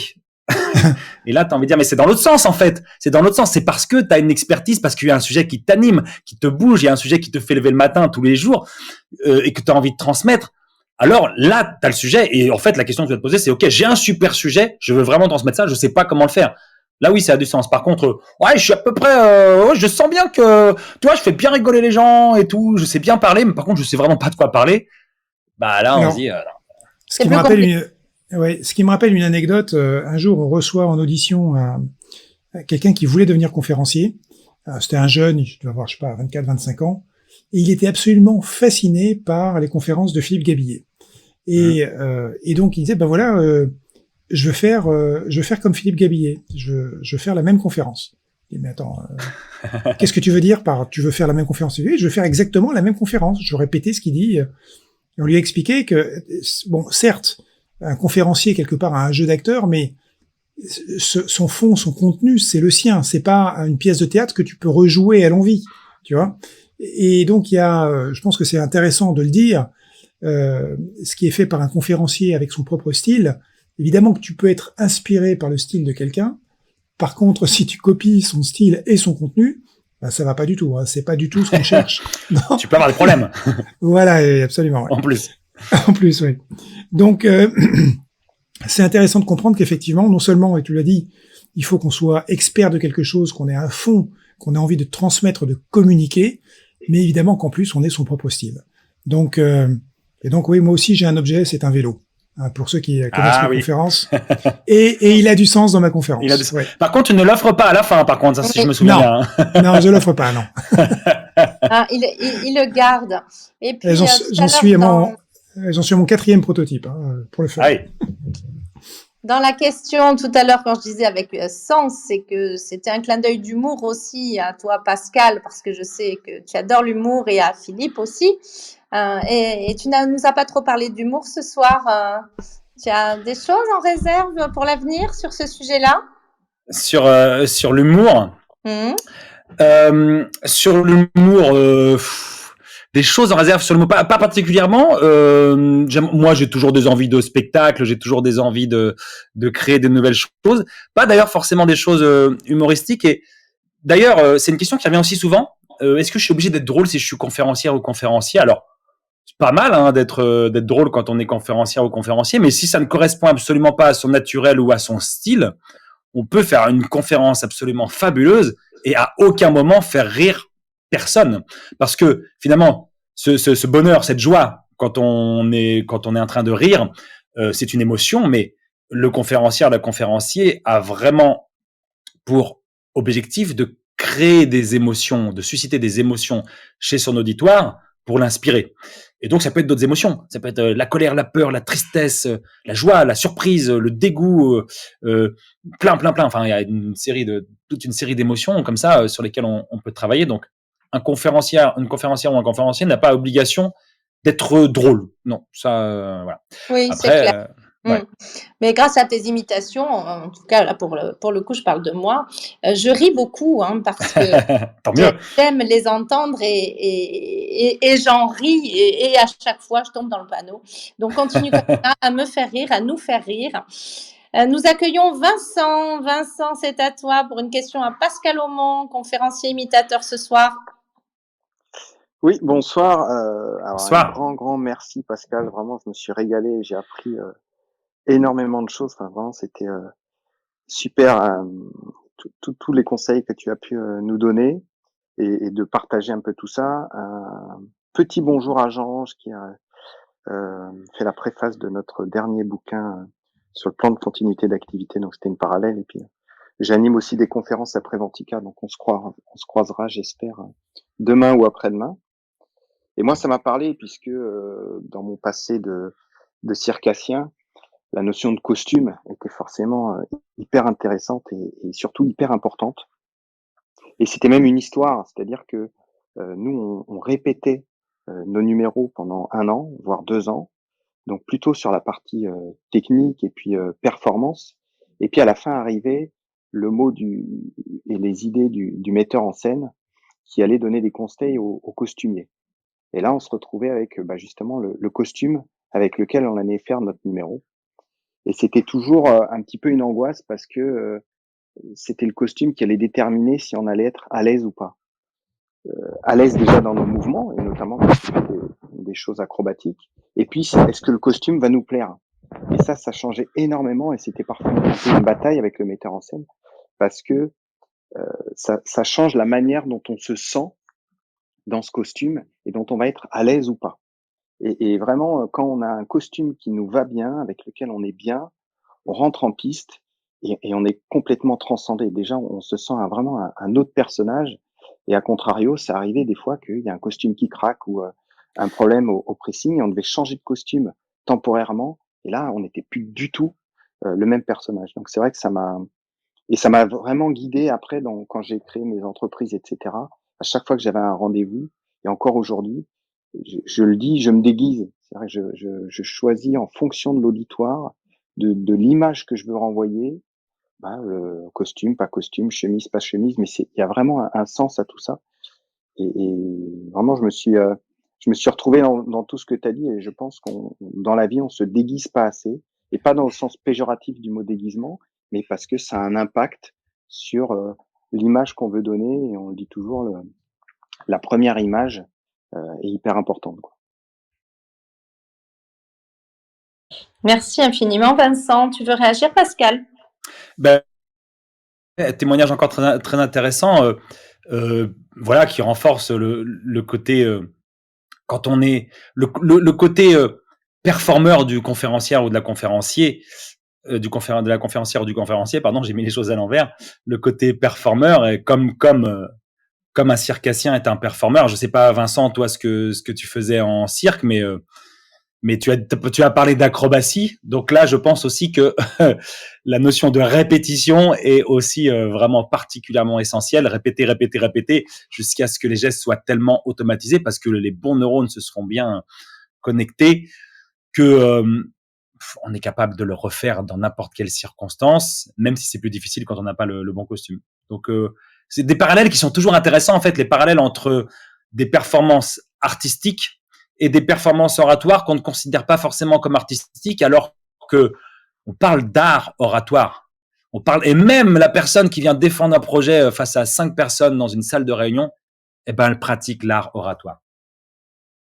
Oui, je rajoute un tout petit truc, mais qui me revient, quand on était jeune et qu'on apprenait notre métier d'artiste, la première chose que nous apprenaient les anciens, c'est à rentrer en piste toujours avec le costume nickel, les chaussures nickel. On travaillait dans la boue, quand vous passez derrière le rideau, il a plu, vous allez chercher, les chevaux dans leur box, il y a pardonnez-moi, mais de la merde partout.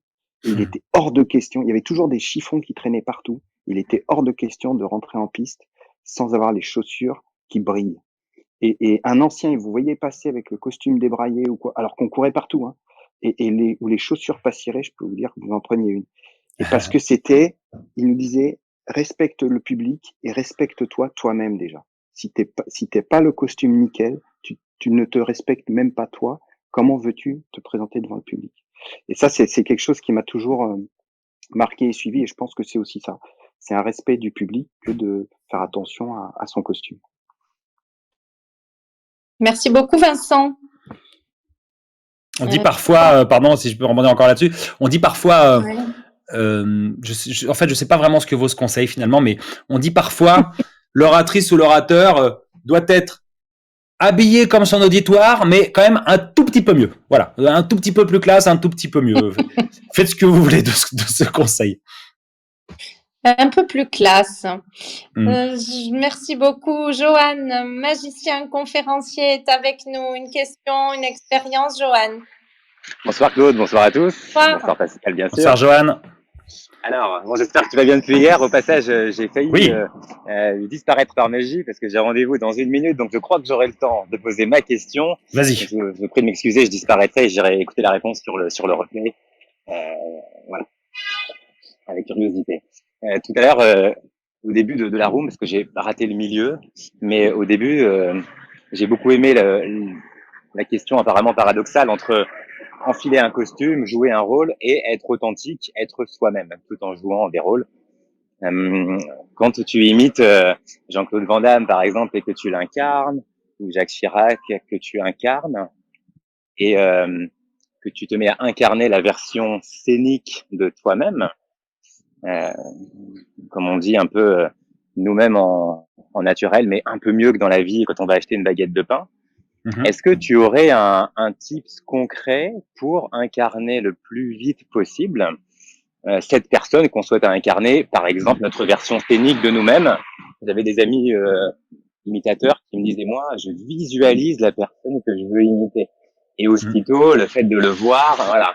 Moi, j'ai un truc, je m'imagine devant un miroir, et c'est comme si je me voyais dans le miroir, la version idéale de moi-même, puis je me mets à bouger en même temps que ce miroir imaginaire, et tac, ça me synchronise, tu vois, on dit, je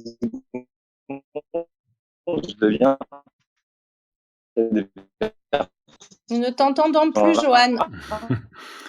Ouais, on n'a pas entendu la fin, mais on a compris l'idée. Oui. Donc ouais, on n'a pas entendu la fin, mais j'ai compris l'idée. Donc Johan, tu pourras avoir ça sur le replay. Oui, en tant qu'imitateur, moi j'ai cette sensation incroyable quand je fais une. Ah, pardon, Johan est sur forfait voyelle. Voilà, c'est comment incarner rapidement et voilà. Ouais, comment incarner rapidement. Donc ouais, quand je fais une imitation et que c'est une imitation que je maîtrise bien, que je réussis bien, j'ai cette sensation étonnante. Je me dis tiens, si on me mettait un miroir devant moi, je verrais la personne. Je sais, hein, je sais dans mon cerveau que c'est pas vrai, mais je ressens ce truc-là. Je me dis tiens, si on met un miroir devant moi, je vais voir Lucchini. Si on met un miroir devant moi, je vais voir Chirac ou quoi. Et là, je sais que l'imitation est vraiment réussie. Et je crois pas qu'il y ait de solution magique pour incarner rapidement. Déjà, faut la trouver. Faut la trouver, la version de soi qu'on veut mettre sur scène. Faut la trouver. Et ça se trouve pas forcément tout seul. Et ça se trouve pas forcément en 5 minutes non plus. Mais quand j'anime une formation sur la prise de parole, la première demi-journée, elle est toujours essentielle parce qu'on travaille avec la caméra. On travaille sur ce qui fonctionne bien chez la personne et ce qu'on ressent qu'on doit améliorer chez la personne. Voilà. On débrief avec le groupe. Il y a d'abord le débrief de la personne qui est passée, puis le débrief du groupe, puis mon débrief. On fait la synthèse de tout ça et on dit OK. Donc on a vu pour toi qu'il était important de travailler autour de la présence corporelle et que tu avais une voix qui portait, qui était vraiment très bien placée. Donc on va capitaliser là-dessus et on va travailler sur la présence corporelle. Bon, OK, c'est le bilan. Personne se voit ensuite sur la petite télé, voit et dit ok, c'est vrai, je constate effectivement que ma voix c'est vachement mieux que ce que je pensais et que ouais corporellement là je n'existe pas, je me cache, j'ai les mains derrière le dos. Donc ok, première chose c'est le bilan. Deuxième chose donc c'est maintenant trouver les outils qui vont permettre à la personne de le faire. Et c'est très efficace, c'est très rapide en fait quand on est bien conseillé. On dit bah voilà cette personne qui a du mal à occuper l'espace, ok, on va travailler déjà sur l'ancrage au sol. Ok, non, on arrête de danser, ancre tes deux pieds au sol comme s'ils étaient collés, ok, tu y arrives bien et tout. Maintenant, ne mets jamais tes mains en dessous du nombril, comme ça, elles vont devoir s'exprimer avec toi. T'as vu, elles s'expriment avec toi. Ok, super. Et maintenant, élargis-toi un petit peu, fais-toi grand, comme si t'étais Gérard Depardieu. Tu vois, Gérard Depardieu, il fait 900 kilos, il fait 4 mètres de haut, il fait 10 mètres de large. Quand on le voit, quand il parle, on le voit à 10 kilomètres. Quand il parle, on l'entend à 20 kilomètres. Imagine que t'es Gérard Depardieu. Ok, je suis Gérard Depardieu. J'occupe bien l'espace. Ok, très bien. Et maintenant, vas-y, raconte-nous ce que tu as à nous raconter. Et la personne a pris beaucoup plus d'ampleur. Et là, on note. Je fais ma petite ordonnance. Je dis, OK, donc, qu'est-ce qu'on a mis en place pour toi? On a mis en place l'ancrage au sol. On a mis en place les mains au-dessus du nombril. Et on a mis en place Gérard Depardieu. Tu te souviendras de ça? Ouais, très bien. On se souvient de ça. Et puis, au passage suivant, on dit, c'était quoi pour toi? C'était ça, ça, ça et ça. OK, très bien. Et puis, dans la nuit, ça travaille. Et le deuxième jour de formation, la personne a déjà créé des automatismes autour de ça. Et puis après, quand elle continue sa vie sans moi, et si je la revois quelques mois après, elle peut me dire, bah ouais, j'ai continué à mettre en place ça et ça a marché et j'ai ressenti que j'avais plus d'impact. C'est que c'est devenu un automatisme. Ouais, là, c'est vraiment devenu un automatisme, donc je sais le faire. Mais il faut quand même que je me le redise un petit peu à chaque fois quand même, mais en tout cas, quand je commence à le faire, je sais le faire. Donc, c'est de découvrir quels sont les outils qu'il faut mettre en place. Et une fois qu'on a découvert les outils qu'il faut mettre en place, se les redire jusqu'à ce que je sois intégré. C'est exactement la même chose que quand on apprend à conduire, pour celles et ceux qui ont le permis, ou qui l'ont pas eu, en tout cas qui ont pris des leçons de conduite, rappelez-vous les premières leçons de conduite. Changer une vitesse, c'est un truc de malade. Il faut relâcher l'accélérateur, appuyer sur l'embrayage, changer la vitesse, relâcher l'embrayage, rappuyer sur l'accélérateur en gardant les yeux sur la route, en gardant les yeux sur le rétroviseur, sur le moniteur qui est à côté. Enfin, c'est hyper compliqué. Et puis évidemment, au bout de quelques heures de conduite, c'est devenu un automatisme. Et là, moi, j'ai 25 ans de permis, un truc comme ça. Évidemment, je ne pense pas à ce que je fais quand je change de vitesse. C'est inimaginable. Il y a vraiment la même chose. C'est mettre en place des automatismes. Comme Vincent, quand on est circassien comme Vincent et qu'on fait du trapèze, des acrobaties, des choses comme ça, faut mettre en place des automatismes. Quand Novak Djokovic gagne Roland-Garros et qui fait des super coups droits et des super revers et tout ça, c'est parce qu'il a mis en place des automatismes. Et Federer, j'aime bien le tennis parce que c'est un sport très très technique, donc c'est intéressant de faire le parallèle entre le tennis et la prise de parole. Federer, qui est considéré comme un des 3 meilleurs joueurs de tous les temps, en tout cas, sur les dernières années, parce qu'il commence à devenir vieux, donc faut qu'il revoie un peu la technique. Et il a changé des choses sur son revers, sur sa manière de retourner les services. Il a changé des choses là-dessus, encore maintenant. Et il met en place des nouvelles techniques, et il les assimile, et il en fait des automatismes. Donc, en fait, c'est l'entraînement, c'est la pratique qui permet de mettre en place ces automatismes. Il n'y a pas de secret, ça vient pas tout seul, donc il n'y a pas de formule magique, comme il n'y a pas de formule magique pour lutter contre le trac. Il n'y a pas de formule magique. Ça n'existe pas, toutes ces formules magiques. D'ailleurs, si elles existaient et que je les connaissais, je serais multimillionnaire. Merci beaucoup, Pascal. Nous avons une question de Julien. Julien Bonnel. Une question, une réflexion, un témoignage. Julien, c'est à toi. Oui, bonsoir, vous m'entendez? Oui, très bien, bonsoir et bienvenue. Okay, bonsoir Julien. Je pense que ça rejoignait ce qui vient d'être dit, c'est le fait qu'il faut effectivement travailler pour pas de secret, donc c'est le travail qui compte. Moi, je voulais juste témoigner à mon niveau, je suis pas un grand conférencier, mais il m'arrive de prendre la parole. Et j'ai remarqué que j'ai quelques tocs, notamment. Je me lave les mains toutes les 5 secondes. C'est embêtant, ouais. Pardon, excuse-moi, Julien, je t'ai interrompu.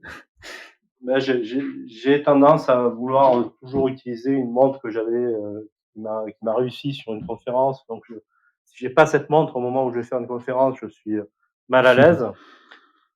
Idem des fois pour des pantalons ou des chemises. Donc, je voulais savoir si c'est courant ou je suis le seul à avoir ce genre de toc ou. La chaussette fétiche ou le slip fétiche.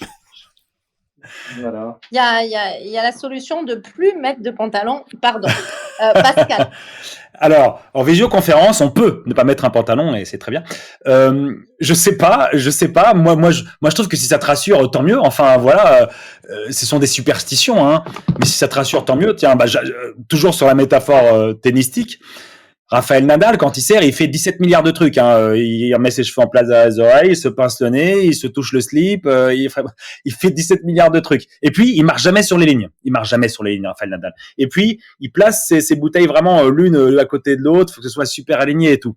Ce sont des petites névroses, mais enfin, qu'il aide à devenir le grand joueur qu'il est. Donc, moi, je dis, si t'as ces petites superstitions, écoute, si ça t'aide, tant mieux, faut les utiliser. Moi, j'en ai pas.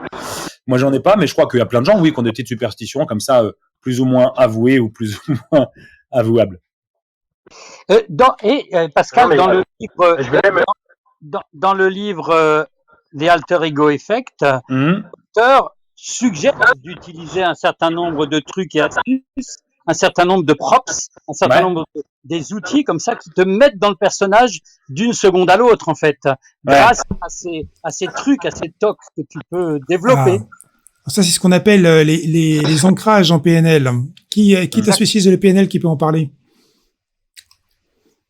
Ben, c'est ce que je voulais dire, moi je pense qu'il faut garder absolument ton histoire de montre parce que tu as mis un ancrage positif sur ta montre et donc ça t'aide à voir les choses de manière positive. Mais en revanche, sache que avec quelqu'un qui t'accompagne en PNL, un coach, et ça va prendre un quart d'heure, tu peux remplacer cet ancrage. C'est-à-dire d'un seul coup, la montre, ça va être juste ton alliance ou un point de pression à l'intérieur de ta main. Enfin voilà, tu pourrais avoir un point d'ancrage corporel qui ne soit pas lié à un objet, et donc tu l'aurais forcément sur toi. Mais c'est typiquement ce qu'on utilise pour les gens qui sont en mode panique à l'idée de prendre la parole en public. Moi, j'ai accompagné des grands directeurs de communication qui étaient vraiment des stratèges hors pair, mais qui, à l'idée de parler devant plus de 20 personnes, c'était compliqué. Et qui maintenant sont complètement drogués à ça. C'est-à-dire qu'ils sont aussi dingues que les conférenciers, ils adorent la scène. Et simplement, en ayant créé un peu de projection mentale et un peu d'ancrage, comme Nadal le fait, en effet, c'est pas une névrose, c'est vraiment des routines pour se mettre dans un état d'esprit et cet état d'esprit est travaillé en amont et en entraînement. Donc ne rien changer, à mon avis. Ne rien changer, voire peut-être l'accélérer, puisque moi j'ai une séquence à ce niveau-là, dans une séquence de formation connaissance de soi, où justement l'ancrage arrive avec une gestuelle, une visualisation, un objet qui fait que la personne va vraiment, pour le coup, prendre son costume de conférencier, où est vraiment soi, où est vraiment en adéquation avec son essence. Donc, voilà, vas-y, Julien, à fond avec cet ancrage pour que ce soit vraiment toi pour la prise de parole. Merci. Ouais, je vois une dernière personne, on s'achemine vers la fin, peut-être une dernière question avec Atis. Bonsoir Atis, bienvenue à toi. Bonsoir Atis. Alors, elle est montée on stage, mais nous ne l'entendons pas. Bon, alors, bonjour. Donc, oui, bonsoir. Bonsoir. Ah, bonsoir. Vas-y, exprime-toi. Donc, je n'ai pas de questions à vous poser. D'accord, ok. Est-ce que quelqu'un voudrait poser la dernière question? Ah, je vois Lucie qui arrive pour une dernière question. Bonsoir à tous. Bonsoir Lucie. Et merci beaucoup, c'était très très enrichissant. J'ai une question pour vous, Pascal. Je commence à faire donc des conférences sur un sujet qui m'anime et qui me porte et justement qui m'habite tellement que je me pose cette question, si je suis habitée et si je rayonne tellement, est-ce que cela suffit pour avoir simplement ce costume de conférencière? Non, je pense que ça ne suffit pas. On en voit beaucoup des gens qui sont vraiment habités par leur sujet, qui sont passionnés par leur sujet, qui pourraient en parler pendant des heures et qui n'arrivent pas à le transmettre. Alors, je sais pas comment toi tu le, pardon, je te tutoie, même si tu m'as voyé, mais je tutoie très rapidement. Avec Je sais plaisir. pas comment toi, Lucie, tu le transmets ton sujet. Et peut-être que tu as déjà mis plein de choses en place, mais on ne peut pas se passer de la technique. Et la technique, elle est déjà dans l'écriture de sa conférence, comment commencer, comment terminer, quelles anecdotes utiliser, quelles analogies utiliser pour faire passer des choses un peu conceptuelles, comment faire appel au vécu de l'auditoire, comment créer un effet waouh. Donc déjà dans l'écriture, dans la structuration en tout cas. Après, elle passe aussi dans tout ce que j'ai dit en termes de voix, en termes de corps, enfin dans tous ces éléments techniques qui sont des choses qui sont issues de techniques de théâtre et d'improvisation théâtrale et de stand-up et de choses qui se passent sur scène. C'est ça aussi qui va permettre de, comme je le disais tout à l'heure, en fait, finalement, la conférencière, le conférencier, c'est le pont qui va permettre de faire passer le message. Et le pont, il peut être animé, mais s'il n'est pas bien construit, le message va pas réussir à passer dessus. Donc c'est, pour moi, ce n'est pas suffisant. C'est essentiel, mais c'est pas suffisant. Merci beaucoup. Avec plaisir. Donc, nous sommes tous en phase dans le cadre de cette réponse à Lucie. Eh bien, nous allons conclure tranquillement, en beauté, après cette magnifique room. Je vais d'ores et déjà laisser la parole à Eric. Eric, un mot de conclusion, des commentaires? Merci beaucoup. Moi, j'ai pris beaucoup de plaisir. J'ai retrouvé plein d'idées ou de points importants que je vois ici et là chez certains conférenciers qui incarnent parfaitement tout ça.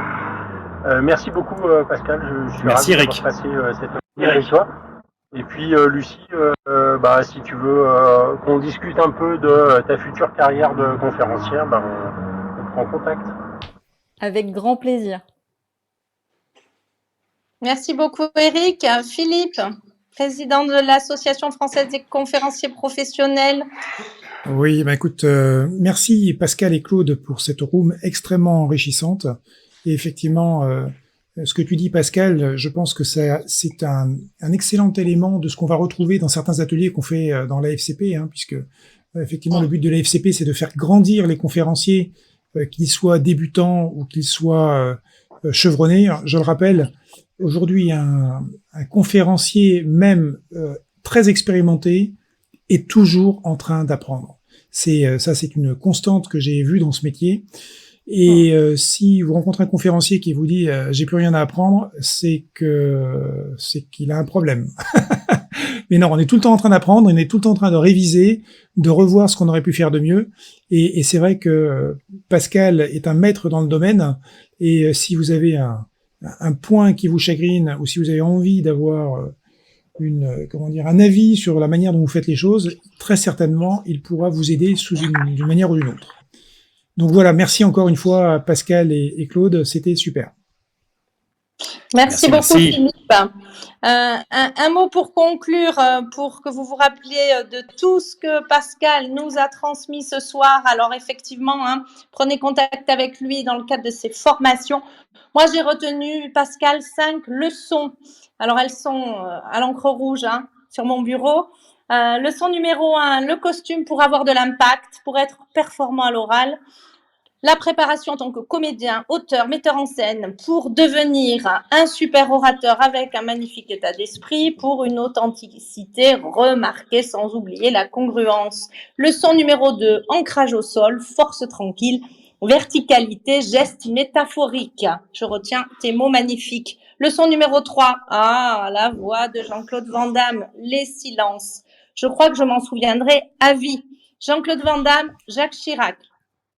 En mettant de côté les gros défauts, avec la solution, la respiration entendue et toutes les techniques de voix que tu nous as données, articulation, rythme, placement de voix, rupture, tout y était ce soir.